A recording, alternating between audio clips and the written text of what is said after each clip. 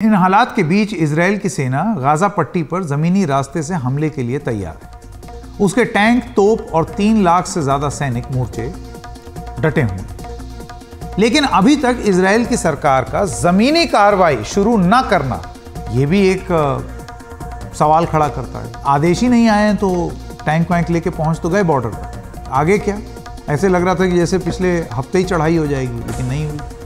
Israel उत्तरी Gaza में Hamas की उन सुरंगों को भी तबाह करना चाहता है जिन पर हमास का अस्तित्व काफी हद तक टिका हुआ है।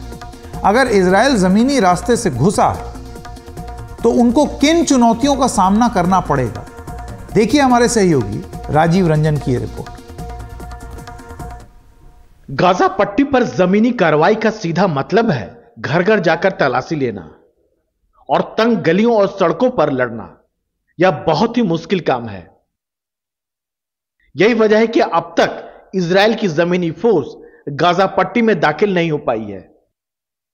ये जो लड़ाई है इसमें, क्योंकि इजराइल का जो मकसद है वो हमास को जड़ से उखाड़ना है, ये बहुत मुश्किल होने वाला है। क्योंकि ये लड़ाई हर घर से दूसरे घर तक लड़ी जाएगी। आप सोच सकते हैं कि एक जहाँ पे बहुत सारी आबादी हो, ऐसे घरों में हर छत, हर दरवाज़ा, हर खिड़की एक तरह का बंकर बन सकता है जिसके पीछे लड़ाकू छुप के फायरिंग कर सकते हैं। और ऐसी परिस्थितियों में खास करके स्नाइपर हथियार जो है वो बड़े विशेष रूप से उपयोगी हो सकता है।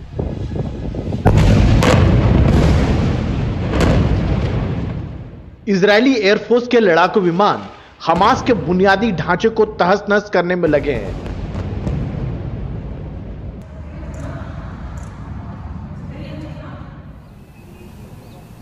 लेकिन काम इतना आसान नहीं है। हमास ने गाजा पट्टी में बारूदी सुरंगों का जाल बिछा रखा है।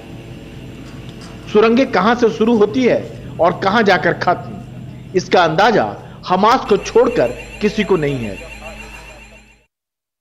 हमास ने विस्फोटकों का जाल बिछा रखा है। हमास के पास रॉकेटों और मिसाइलों का जखीरा भी है।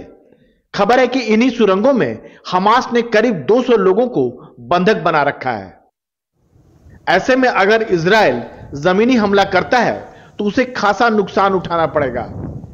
चूंकि हमास के पास में इजराइल के 200 से ज्यादा बंधक भी हैं, जिसका भी इस्तेमाल हमास इजराइल के अगेंस्ट कर सकता है। इतना ही नहीं, जैसे इजराइल के फोर्सेस को नुकसान पहुंचेगा, कैजुअल्टीज होंगी, वैसे उसकी लड़ने की क्षमता पर भी ऋणात्मक असर पड़ सकता है।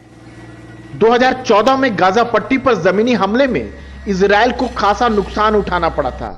इस बार भी इजराइल को इस बात का एहसास है।